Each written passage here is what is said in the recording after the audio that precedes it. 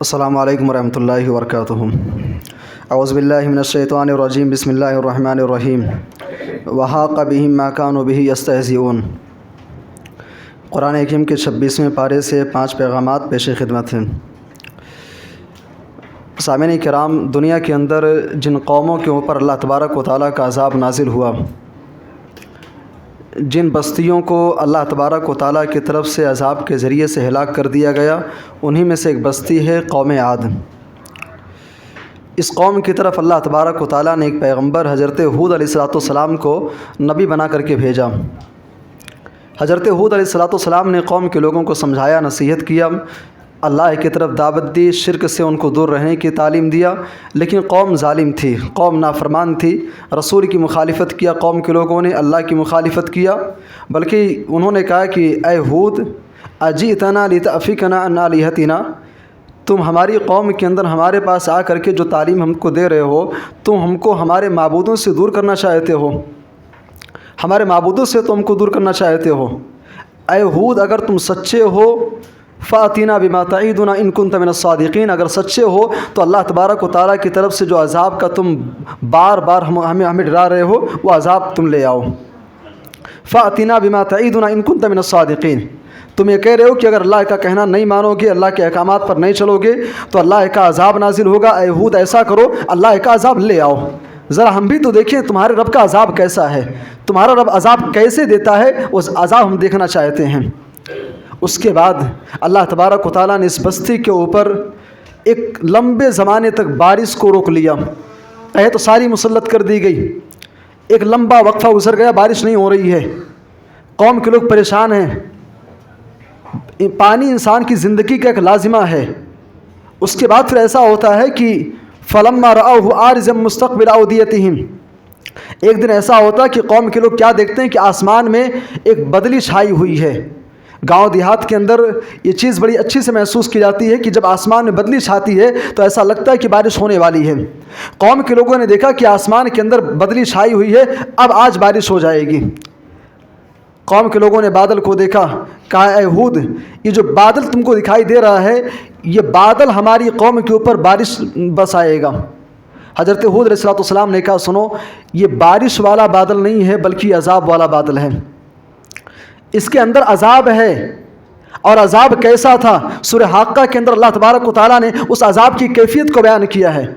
فَأُهْلِكُ بِرِيحٍ صَرْصَرٍ عَاتِيَةٍ، تند و تیز اور سخت قسم کی ہوا کو اللہ تبارک و تعالیٰ نے قوم عاد کے اوپر مسلط کر دیا۔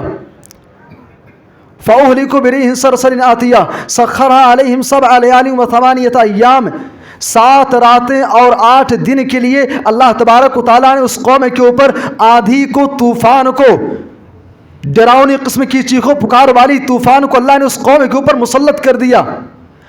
اور اس کے بعد جب یہ وقفہ گزرتا ہے، اس قوم کا حال کیا تھا؟ کأنہم اعجاز نخل خاویہ، ان کا حال ایسے تھا کہ جیسے گاؤں دیہات کے اندر کسی جنگل میں آپ چلے جائیے، جب بہت بھیانک طوفان آتی ہے، طوفان کے بعد درخت اکھڑ کر کے قوم سے، سماج سے دور جا کر کے باہر کٹ کر کے گرے پڑے ہوئے ہیں، ایسے ہی اس قوم کے لوگوں کی کیفیت تھی۔ ایسا لگ رہا تھا زمین میں کوئی درخت تھا، درخت کو اکھاڑ کر کے پھینک دیا گیا ہو، اس قوم کے لوگوں کی کیفیت تھی۔ لا یرا الا مساکنہم، عذاب کے بعد اگر اس بستی کے اندر کوئی جاتا تو ایسا لگتا ہے کہ اس بستی کے اندر کوئی تھا ہی نہیں، اس بستی میں کوئی تھا ہی نہیں، صرف ان کے مکانات نظر آ رہے تھے۔ میرے بھائی اور دوستو، اس بھیانک عذاب کے ذریعے سے اللہ تبارک و تعالیٰ نے حضرت ہود علیہ السلام کی قوم کو ہلاک کیوں کیا؟ اس کی بنیادی وجہ یہ تھی وحاق بہم ما کانوا بہ یستہزئون، وجہ یہ تھی کہ وہ لوگ اللہ کا اور اس کے رسول کا مذاق اڑانے والے تھے۔ اب مذاق اڑانا کیا ہے بھائی؟ قرآن حکیم نے استہزاء کا لفظ کہا ہے، وحاق بہم ما کانوا بہ یستہزئون، استہزاء کرنے والے تھے۔ استہزاء کسے کہتے ہیں بھائی؟ استہزاء کی حقیقت میں یہ چیز داخل ہے کہ اللہ کے احکامات کو، اللہ اور اس کے رسول کی تعلیمات کو چھوڑ دیا جائے، اس کا نام بھی استہزاء ہے۔ بھئی اللہ کو برا بھلا کہنا، رسول کو برا بھلا کہنا، اللہ کے رسول کی شان میں گستاخی کرنا، استہزاء مذاق ضرور ہے، لیکن مذاق کی حقیقت میں یہ چیز داخل ہے کہ اللہ اور اس کے رسول کی تعلیمات کو چھوڑ دیا جائے۔ رسول کچھ اور کہہ رہے ہیں، ہم کچھ اور کریں۔ بہرحال کہنے کا مطلب یہ ہے کہ آپ دین کا، شریعت کا مذاق اڑانے سے بچیں، اور مذاق اس انداز میں ہم اور آپ اڑا رہے ہیں کہ آج ہم اللہ کے احکامات کو چھوڑ رہے ہیں، رسول کے فرامین کو ہم چھوڑ رہے ہیں۔ اسی طریقے سے ہمارے اور آپ کے لیے 26ویں پارے کے اندر دوسرا میسیج یہ ہے، العلم قبل القول والعمل۔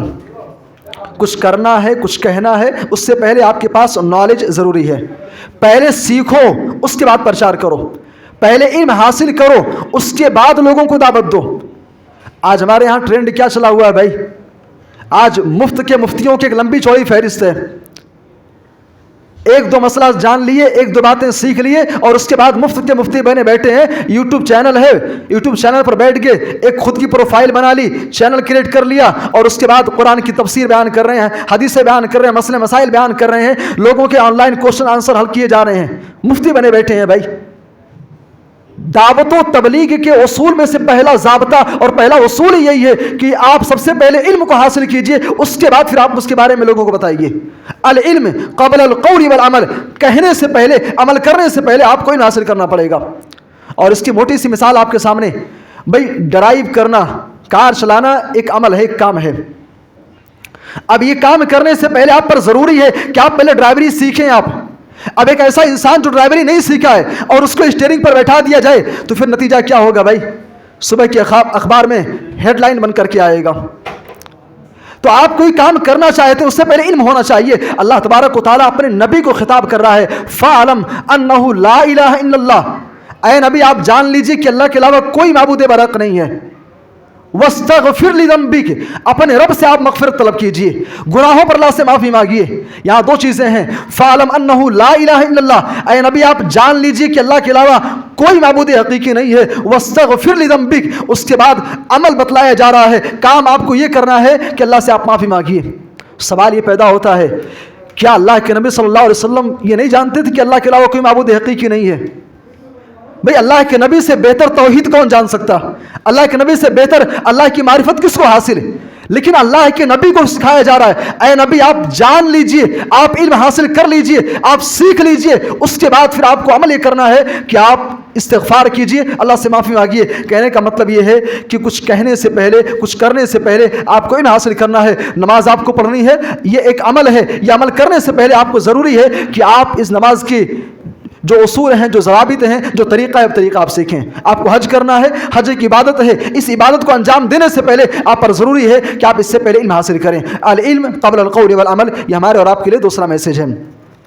اسی طریقے سے تیسرا میسیج اور تیسرا پیغام یہ ہے، رضینا قسمت الجبار فینا، ہمیں اور آپ کو ایسا ہونا چاہیے کہ ہماری زندگی کے اندر جیسے بھی حالات آئیں ہم اللہ تبارک و تعالیٰ کے فیصلے پر راضی ہوں۔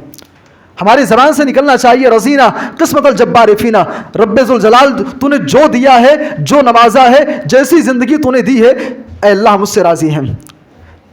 26ویں پارے کے اندر ایک غزبے کا تذکرہ ہے، بلکہ غزبہ نہیں بلکہ ایک ہے۔ اللہ کے نبی صلی اللہ علیہ وسلم سن 6 ہجری کے اندر مسلمانوں کو لے کر کے عمرہ کرنے کے لیے نکلتے ہیں۔ سورہ حدیبیہ کا واقعہ بیان کیا گیا۔ اللہ کے نبی صلی اللہ علیہ وسلم مکہ مکرمہ سے قریب پہنچتے ہیں، حدیبیہ کے مقام پر اللہ کے نبی صلی اللہ علیہ وسلم کو روک لیا گیا۔ کفار مکہ نے کہا دیکھو اس سال مکہ کے اندر داخل نہیں ہو سکتے ہو، مکہ کے اندر نہیں جا سکتے ہو، اس سال واپس جاؤ، اگلے سال آنا، اگلے سال آؤ گے تمہاری تلوار جو ہے وہ نیام کے اندر ہوگی، اگلے سال آنا، اگلے سال آؤ گے اتنے دن یہاں پہ رہنا ہوگا، اگلے سال آنا، اس سال تم کو اجازت نہیں ہے۔ حالانکہ خانہ کعبہ گھر اللہ کا، عبادت اللہ کی کرنی ہے، اللہ کے گھر میں اللہ کی عبادت کرنے سے روکا جا رہا ہے۔ پیارے نبی صلی اللہ علیہ وسلم نے مصلحت کو سامنے رکھتے ہوئے اللہ کے نبی نے خاموشی کے ساتھ ان کے جو بھی عہد و پیمان تھے آپ نے قبول کر لیے۔ عمر بن خطاب رضی اللہ تعالیٰ عنہ موجود تھے۔ عمر بن خطاب رضی اللہ تعالیٰ عنہ کہتے ہیں، اے اللہ کے نبی صلی اللہ علیہ وسلم کیا ہم حق پر نہیں ہیں؟ کیا ہم صحیح نہیں ہیں؟ اے اللہ کے نبی اگر ہم حق پر ہیں تو آخر اتنا دب کر کے ہم عہد و پیمان کیوں کر رہے ہیں، صلح کیوں کر رہے ہیں؟ میرے بھائی اور دوستو، اس کے بعد اللہ کے نبی صلی اللہ علیہ وسلم وہاں سے سن 6 ہجری میں واپس آتے ہیں۔ واپس آنے کے بعد سن 6 ہجری گزرتی ہے، 7 اور پھر 8ویں ہجری کے اندر مسلمان فاتحانہ طور پہ فتح مکہ کے اندر داخل ہوتے ہیں۔ میرے بھائی اور دوستو، ہمارے اور آپ کے لیے میسج و پیغام یہ ہے، قرآن حکیم کہتا ہے فَجَعَلَ مِن دُونِ ذَلِكَ فَتْحًا قَرِيبًا۔ سن 6 ہجری میں صلح حدیبیہ کے موقع پر صحابہ کرام نے अल्लाह के फैसले पर, अल्लाह के हुक्म पर, अल्लाह की क़ज़ा पर सहाबा ने लब्बैक किया। सन 2 सालों के बाद अल्लाह तबारक व तआला ने सन 8 हिजरी के अंदर मुसलमानों को फतह नसीब किया। 8 हिजरी में फातिहाना तौर पे मक्का के अंदर दाखिल होते हैं। कहने का मतलब ये है, रज़ीना किस्मत अल जब्बार फीना, हमारे ज़बान से ये निकलना चाहिए, परवरदिगार तूने जो भी नवाजा है, जैसे भी ज़िंदगी दी है, हम उससे राज़ी हैं। इसी तरीके से हमारे और आपके लिए चौथा मैसेज ये है, ला यालमुल गैब इल्लल्लाह। हमारा और आपका जिस तरीके से इस बात पर ईमान है कि अल्लाह एक है, हमारा जैसे ईमान है कि इबादत के लायक सिर्फ अल्लाह है, हमारा और आपका ये ईमान और ये अकीदा होना चाहिए कि अल्लाह के अलावा कोई गैब नहीं जानता है। गैब का इल्म अल्लाह के अलावा किसी के पास नहीं है। आज समाज के अंदर, सोसाइटी के अंदर, इंटरनेशनल लेवल पर आज जो भी ऐसे लोग पाए जा रहे हैं जो गैब के दावेदार हैं, ये सब के सब पाखंडी हैं, झूठे हैं, सारे के सारे मक्कार हैं। अल्लाह के अलावा गैब का इल्म किसी के पास नहीं है, कोई नहीं जानता है। भाई तारीख़ इंसानी में जहाँ बहुत सारे डिबेट हुए हैं, उनमें से एक डिबेट गैब के ताल्लुक़ से हुआ और बहुत ही शॉर्ट, बहुत ही मुख्तसर हुआ। गैब के ताल्लुक़ से जितने भी डिबेट आज तक हुए हैं, सबसे मुख्तसर डिबेट अगर कोई हुआ है तो गैब के ताल्लुक़ से हुआ है। एक शख्स मुहद्दिस अस्र अल्लामा अलबानी रहमतुल्लाह के पास आता है, कहता है, शेख मैं गैब का जानने वाला हूँ, मेरे पास गैब का इल्म है और मैं आपसे मुनाज़रा करना चाहता हूँ। मेरे पास गैब का इल्म है, मैं आपके पास इसलिए आया हूँ, मैं आपसे मुनाज़रा करना चाहता हूँ। अल्लामा अलबानी रहमतुल्लाह कहते हैं, ठीक है मैं मुनाज़रा करूँगा, लेकिन मेरी एक शर्त है। वो सामने वाला कहता है, आपकी शर्त क्या है? अल्लामा अलबानी रहमतुल्लाह कहते हैं, जब तुमको यही नहीं मालूम है, तुम गैब के दावेदार कैसे हो? फिर अगर तुम गैब के दावेदार हो, तुमको तो मेरी शर्त मालूम होनी चाहिए। मुअर्रिखीन कहते हैं कि तारीख़ इंसानी में इससे मुख्तसर मुनाज़रा कोई हुआ ही नहीं, वो बंदा वहीं पर हार गया, वापस चला गया। तो गैब का इल्म सिर्फ अल्लाह के पास है। अच्छा, गैब कहते किसको हैं भाई? हमारे बहुत सारे भाई इश्काल पेश करते हैं कि माँ के पेट के अंदर बच्चा है, डॉक्टर बता रहा है कि बेटा है कि बेटी है, मौसम विभाग वाले बता रहे हैं कि बारिश कहाँ होगी, कहाँ नहीं होगी, कब होगी, कैसे होगी। भाई ये भी तो गैब बता रहे हैं। जो चीज़ें नहीं पेश आई हैं, ये चीज़ें ये भी तो बता रहे हैं, ये भी तो गैब है। मेरे भाई और दोस्तों, गैब का माना आपने समझा नहीं। अल्लाह अलीमुल गैब है। गैब का माना ये है, गैब उसको कहते हैं जो मा फौकल असबाब हो, जो मा तहतल असबाब हो, वो गैब नहीं है। जो मा तहतल असबाब हो वो गैब नहीं है, जो मा फौकल असबाब हो उसका नाम गैब है। अब ये क्या चीज़ है भाई? मा फौकल असबाब और मा तहतल असबाब। मा तहतल असबाब ये है कि इंसान किसी चीज़ की मदद के ज़रिए से किसी चीज़ के बारे में खबर दे, इसे कहते हैं मा तहतल असबाब। एक डॉक्टर टेक्नोलॉजी के ज़रिए से बताता है कि माँ के पेट के अंदर पलने वाला लड़का है कि लड़की है। एक मशीनरी के ज़रिए से, टेक्नोलॉजी के ज़रिए से बता रहा है, ये मा तहतल असबाब है। मशीन सबब है, उस सबब के ज़रिए से उसको इस्तेमाल में ला करके एक डॉक्टर बता रहा है कि माँ के पेट के अंदर पलने वाला लड़का है कि लड़की है। ये मा तहतल असबाब है। मा फौकल असबाब ये है कि अगर डॉक्टरों के पास गैब का इल्म है, अगर मौसम विभाग वालों के पास गैब का इल्म है, तो बगैर किसी मशीनरी का, बगैर किसी टेक्नोलॉजी का यूज़ किए हुए वो बता दें कि आखिर कल कहाँ क्या होने वाला है। तो मा तहतल असबाब जो है वो गैब नहीं है, मा फौकल असबाब जो चीज़ है उसका नाम गैब है। तो गैब का इल्म सिर्फ अल्लाह के पास है। पांचवा और आखिरी पैगाम ये है, एक सवाल है, हम और आप भाई कोई काम करते हैं, काम करने के बाद ऐसा होता है कि हमें थकावट फील होती है, हम थक जाते हैं। काम करते करते हमारी बॉडी जो है वो जवाब दे देती है। सवाल ये पैदा होता है, हम एक मामूली सा काम करते हैं, हम थक जाते हैं। रब्बे कायनात इतने बड़े संसार को, इतनी बड़ी कायनात को अल्लाह चला रहा है, बेशुमार मखलूक़ात को अल्लाह रोज़ी दे रहा है। क्या अल्लाह तबारक व तआला भी थकता है? क्या अल्लाह तबारक व तआला को भी थकावट लाहिक होती है कि नहीं होती है? यहूदियों का नज़रिया ये है, यहूदियों का अकीदा ये है कि अल्लाह तबारक व तआला ने 6 दिन के अंदर आसमान और ज़मीन को पैदा किया और 6 दिन आसमान और ज़मीन बनाने के बाद अल्लाह तबारक व तआला थक गया। 7वें दिन अल्लाह तबारक व तआला ने फिर मुकम्मल तौर पे आराम किया। ये यहूदियों का अकीदा है। लेकिन कुरान हकीम हमें और आपको क्या अकीदा, क्या मनहज और क्या रास्ता दिखाता है? आप सूरह काफ आप पढ़िए। कुरान हकीम कहता है, वलक़द खलक़ना समावाति वल अर्द वमा बैनहुमा फी सित्तति अय्याम। कुरान कहता है कि अल्लाह तबारक व तआला ने 6 दिन के अंदर आसमानों ज़मीन को और आसमानों ज़मीन के दरमियान जितनी चीज़ें हैं सबको अल्लाह ने पैदा किया। वमा मस्सना मिन लुग़ूब, और अल्लाह तबारक व तआला को थकावट नाम की कोई चीज़ ने टच भी नहीं किया। वमा मस्सना मिन लुग़ूब, हमें थकावट लायक होती है। اب اگر کوئی یہ کہتا ہے کہ اللہ ابھی تھکتا ہے تو گویا کہ تم اپنی مثال اللہ سے بیان کر رہے ہو، حالانکہ معاملہ یہ ہے لیس کمثلہ شیء وہو السمیع البصیر، اللہ تبارک و تعالیٰ کی مثال نہیں بیان کی جائے گی، اللہ ہمارے جیسے ہے، اللہ ہمارے جیسا تھکتا ہے۔ اور آیت کریمہ میں آپ غور کریں گے وما مسنا من لغوب، 3 الفاظ ہیں بھائی، وما مسنا من لغوب، اللہ کہہ رہا ہے کہ تھکاوٹ نے ٹچ تک نہیں کیا۔ مسا کا معنی ہوتا ہے چھونا، اور من جو ہے، من یہاں پر بیانیہ ہے، اور لغوب جو ہے یہ لغو کا جمع ہے جس کا مطلب ہوتا ہے تھکاوٹ۔